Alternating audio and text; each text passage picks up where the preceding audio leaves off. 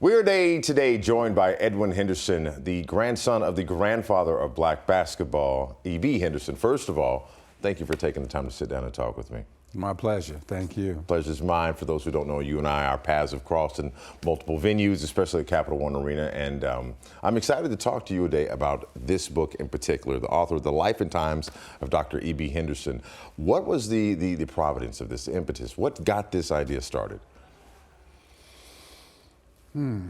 Well, I think that it started with getting him into the Hall of Fame. And then after that, there needed to be something else. And I tried to not write this book at first. How do you go about that? How does that work together? Well, I got a ghostwriter. Okay. And the ghostwriter, though, literally ghosted on me when it was time for submission. And that was the universe telling me that I need to write my own damn book. Okay, I'm not mad at that. And so I got to it. It took about 9 months, maybe more like a year and a half, with revisions from the publisher and the editor and things like that. And finally, when it was done, I was overwhelmed, by the fact that I had finished. And it was like I felt my grandfather's spirit fall upon me, and I cried like a baby. Wow. I mean, finally you're finished with something that is hard to do, because writing a book, it ain't easy. But if you devote the time, organize it, and follow through, breaking it up into smaller pieces. I was going to say, like, where in the process did you get in the groove? Because breaking up into smaller, I wrote out the chapters, I worked on the chapters, and then put it all together. So you structured out first and then built and filled in. Okay. Now, some chapters one chapter became 4 chapters. And there were a few chapters that I collapsed into one. So it's a journey. Right, Writing a book is a journey. And then not knowing the publishing industry, that was a real learning curve for me as well. Starting with the contract, where they want absolutely everything. And then you have to tell them, nope, can't live with this, can't live with that. Nope. And I want this and that.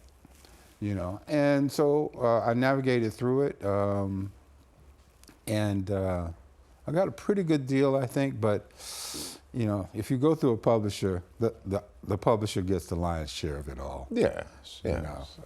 as I've been told. Yeah. I want to work on my book one of these days. Looking at the concept of the grandfather of black basketball, born and raised in D.C., the influence on the nation's capital and the game of basketball, how far spread is that inspiration, and how did you feel about it being the grandson of the grandfather of black basketball? Well, when back around 2000, someone came to me about basketball, wanting to do something at Howard, WHUT, and they wanted to start in the 40s and 50s. I said, whoa, we got to go back a lot further than that. Absolutely. And Claude Johnson with this whole Black Fives Foundation thing, but he still recognizes that E.B. Henderson was the one who introduced the sport on a wide-scale organized basis for the first time to black people. Right. And, the game was basically introduced to the public in 1904, the same year that he learned the game at Harvard.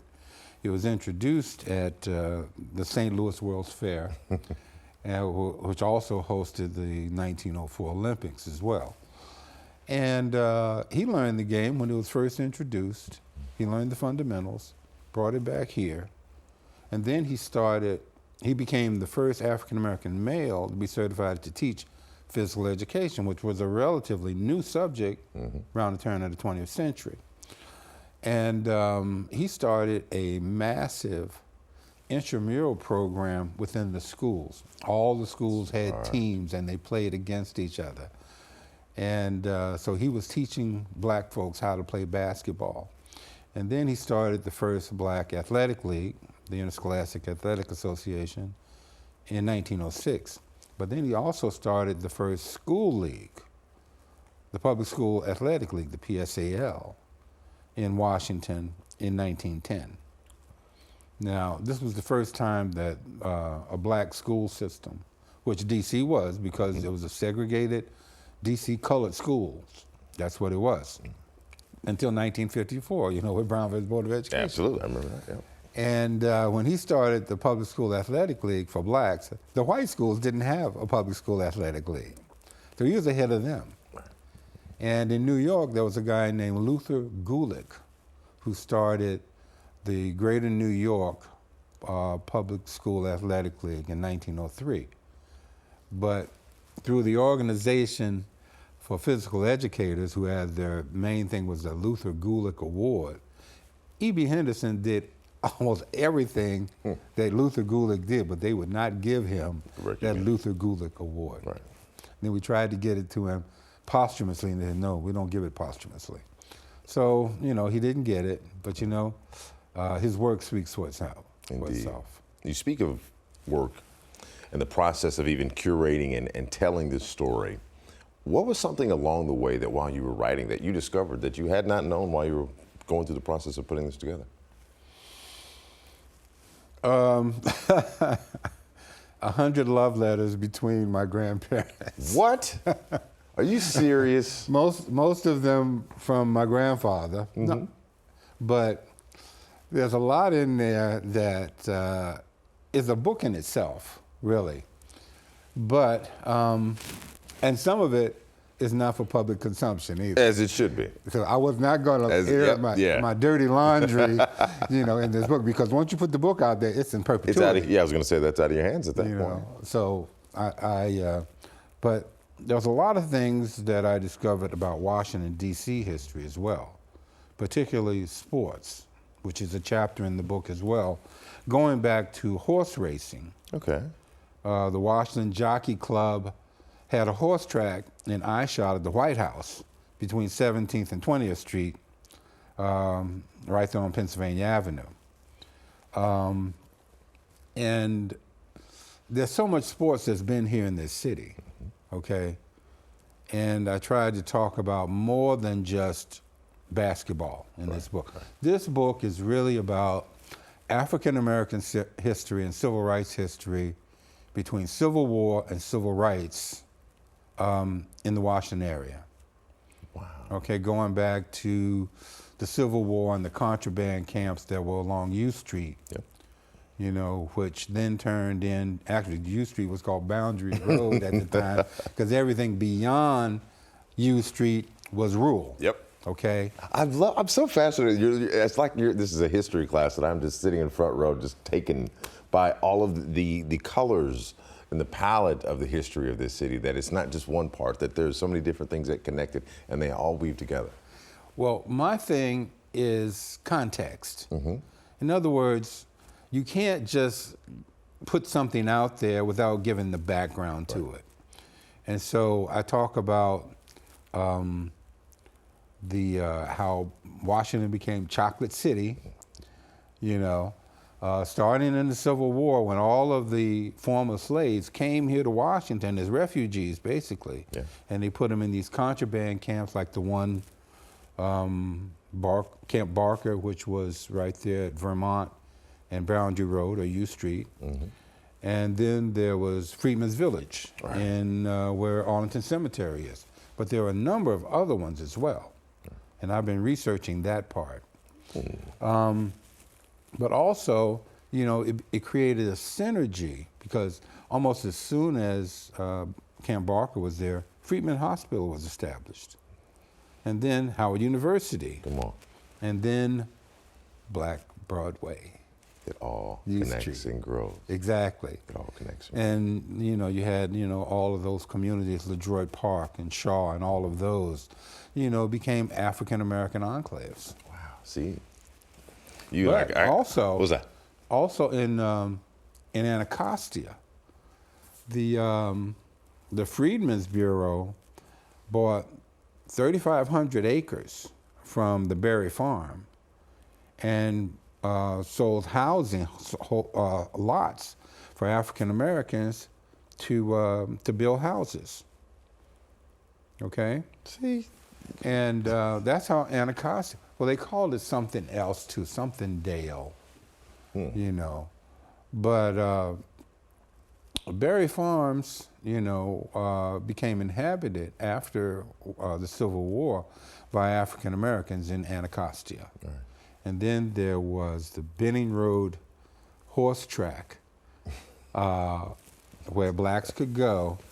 And Teddy Roosevelt's daughter used to hang out there. And, you know, I don't know why Teddy didn't like her going there.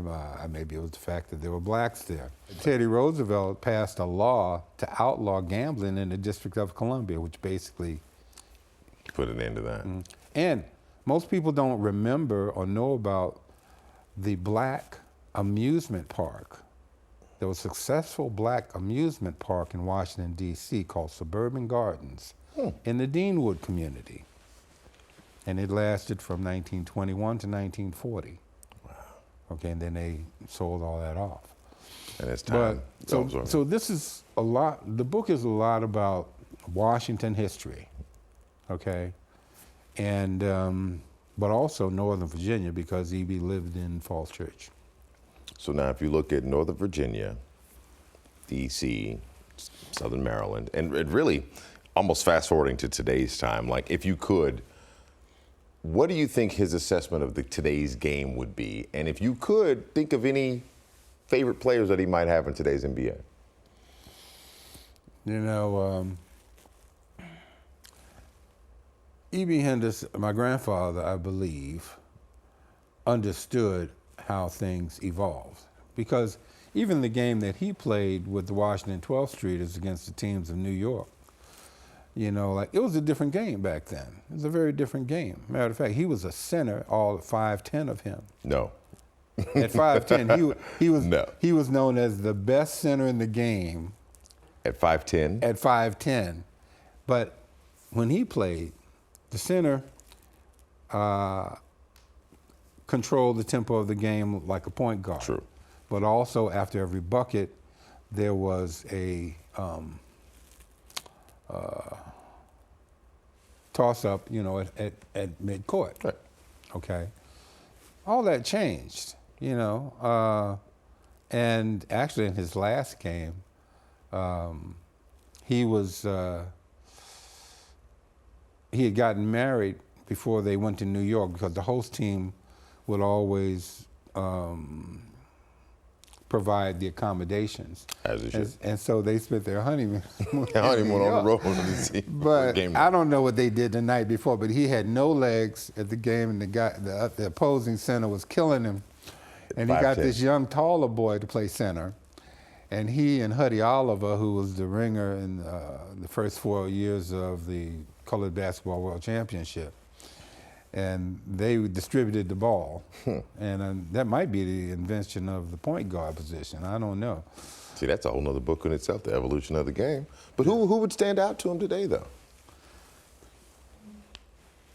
You know, that's a tough question because there's so many good players today. Yes, there are. There's so many good players today. You know, I'm sure he would love Kobe, LeBron. You know, I'm sure he'd be a big fan of Wemby. Oh well, yeah, who couldn't be? I mean, but he's still developing now. You know, we don't even know how good he's going to be. We might have to change some rules depending on how good he gets. Well, that's what they did with Wilt Chamberlain. I was about to say, Wilt is responsible for half the rules in the league. You know, they widened the lane and got rid of goaltending and a couple of other rules because of Wilt. But I remember staying up past my bedtime, watching the 1969 basketball championship between Boston and L.A. Oh, come on. You know, classic battle between Wilt and Bill Russell. Yeah. That was it. You know. And I don't know if my mother knew I was down there or not, but... Why not? We'll keep it a secret between us. Like, come on, you're talking Lakers and Celtics classic basketball? Yeah. That's foundational stuff right there. He would love the way that the game has evolved, okay? When he played, amateurism was the thing because they felt that money would destroy the game. And to some degree, it's probably true from a purist standpoint. But after the 1920s with the New York Wrens, Bob Douglas is known as the father of black professional basketball. Johnny McClendon is known as the father of black college basketball. You do realize you're provoking the greatest Google search on earth right now for those who have not heard these names mentioned before. I hope so. Yes. It'd be good if I did. Yeah, no, this is exactly what it's all about. And but since my grandfather started doing what he did almost 20 years before, a whole generation before, I coined the name grandfather of black basketball, because if they're the father, what comes before the father? The grandfather. And therefore, that's how I came up with the title of my book. When you think about the progression of the game from the NBA side, we can't forget the WNBA and women's basketball as a whole. Just what do you think he would say about the progress and the attention that the women's game has gotten, obviously on the collegiate level, but on the pro level as well, all the women's basketball? Much deserved and well overdue. Indeed. He started a team at the minor, no, I don't think it was him, but there was an early team in his book, in his Spalding Handbook, which is the first chronicling of African American participation in athletics, that shows a young basketball team at Minor Teachers College. Okay. And they're all gathered around one woman, Springle, with the ball, and one of them is my Aunt Edith, who's the sister of my grandmother, and Edith married Booker T. Washington's son, Ernest Davidson Washington. Wait a second. So the my whole thing at connections. Tuskegee, I grew up in Tuskegee, okay? And so I grew up, under the shadow of Booker T. Washington. Yes. But that early team at Minor Teachers College is probably not attributed to E.B., but rather to his mentor, Right. Anita Turner, who was the first African American to be certified in physical education, whereas E.B. was the first African American male. And so he was very much in favor of girls playing sports. He encouraged that, okay? And he encouraged a very active intramural or inter-school competition in basketball as well as the other sports as well. Wow. I'm telling you, this is a class that I did not realize that I needed, but I am cherishing these nuggets that you're just so much history and the thought and the consideration of every connection between Dr. Henderson and Booker T. Like, does that ever get old? I mean, it's almost a rhetorical question. Is that reality not lost on you? My wife kids me, and she said I'm a walking history book. But at Tuskegee, I degreed in history, and over in Virginia, I have an organization, the Tenny Hill Heritage Foundation, which is 27 years old now, where we research, preserve, and present African American and civil rights history. So I've made a life of it, but they used to tease me when I graduated from Tuskegee, what you gonna do? Open a history shop? Might as well. Might as well. I don't see anything wrong with it, and I want to pivot to something else that, in honor of your grandfather, you think about obviously being inducted to the Naismith Basketball Hall of Fame. The statue over at UDC that Ted Leonsis was a big factor behind pushing to getting that completed. Yes. Just your thoughts on how do you see his legacy today in 2024 and beyond? Well, I think he was overlooked for a long time. I'm hoping that what I'm doing will help bring him back into the conversation. And maybe one day he'll be a household name. That's my hope. You know, but I also think on a cosmic level, they say when people still speak your name, you're not dead. True. You know? True. And so hopefully, and this is something that David Aldridge said in this interview that we did many years ago after the Hall of Fame. He said, basically what my wife and I did was to bring E.B. back to life. Wow. And I believe he's all deserving of the credit that he's getting. The statue at UDC was erected, well, it was erected, but it was sculpted by Brian Hanlon, who does all of the Basketball Hall of Fame statues. You know, thank you, Ted. Yes. You know, for being so generous and to making that happen. I mean, if you played in the NBA and made millions of dollars a year, you could pay for your own statue. Right. But me, I didn't have it like that. True. So True. it took 10 years, but thanks to Ted, it happened. Oh, and I can't leave out, you know, the people at the University of District of Columbia, which used to be Minor Teachers College and Normal School number 2, of which, from where E.B. Henderson got his first degree. Another connection to Monumental Basketball and the Washington Wizards. In February, the Dr. E.B. Henderson Essay Contest. Yes. Something that you can always cherish is when the next generation you see, as you talk about living on through words and name.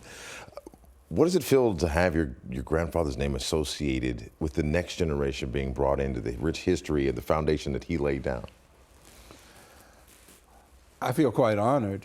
You know, he was an avid writer. He wrote over 3,000 letters to the editor during his lifetime.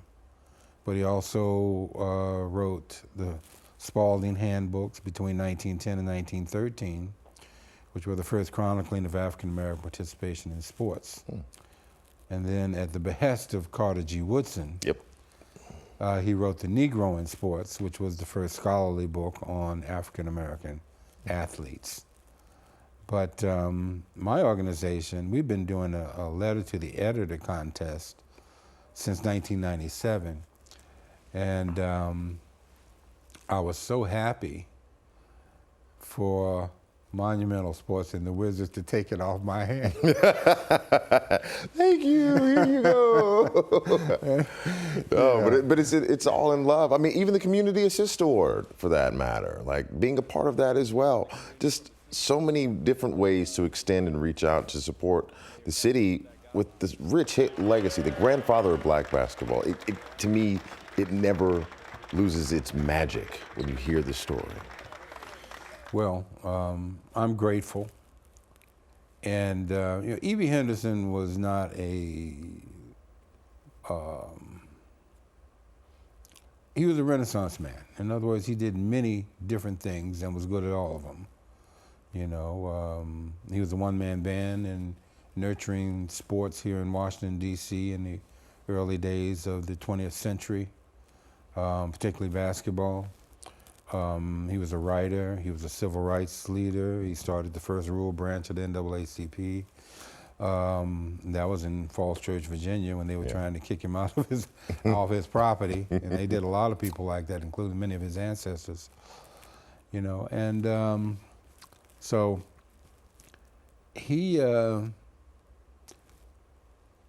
we have to encourage young people to write. Yes. Okay? Everything starts with writing. Starts with an idea, but then you have to put it on paper or put it on your computer or whatever. However you get it down, get it down. But you got to get it down. But that's where ownership is. And if you don't write, then you don't own. And ownership is power. I mean, if you look at sports, for instance, when the Negro Leagues crumbled, there were no black franchises after that, sports franchises after that. So ownership is important. And I'm happy to see that a number of basketball franchises now have some black ownership in them, because we've been, creating the game on the court since the very Decades. beginning. I was going to say from its inception. Yeah. Remember I mentioned that Community Assist Award, and you know some of the recipients from the previous. So Anthony Gill won it the first year. Right. And then the landlord, Daniel Gafford, got it its second year. I'm privy to know who this year's winner is. Really? So, would you like me to tell you? On camera? Yeah, right here, right now. I know who it is. You really want to know? Yeah. The recipient of this year's Community Assist Award will be Anthony Gill once again. Oh, okay. Yes. Okay. So if you don't mind, just your instant reaction and your thoughts on Anthony, because I love Mr. Gill. He's one of my favorite people, let alone basketball players. He's one of my favorite people. But those are my thoughts. What are yours about Anthony? Well, when I gave the award out the first time to Anthony Gill, his family was there. Mm-hmm. He's from North Carolina. Yes, he is. And apparently he's using his earnings in good ways. Yes. And that's nice to hear. I wish more people would do that as well. And so I'm very proud of Anthony Gill. I see he's getting some playing time this year. Yes, he is, and doing remarkable things with it. Doing remarkable things with it. Oh, I love watching him play. This conversation can continue on for hours, because I love the history of the game, and I love that you have taken the time to put it down so that way it can live on forever. So whoever's eyes touch it, whoever's ears hear it, they can continue the story, continue to add to it as we move forward. Edwin Henderson, thank you. Thank you. The grandfather of black basketball, the life and times of Dr. E.B. Henderson. We always appreciate that. Thank you very much for your time, sir. My pleasure. My pleasure.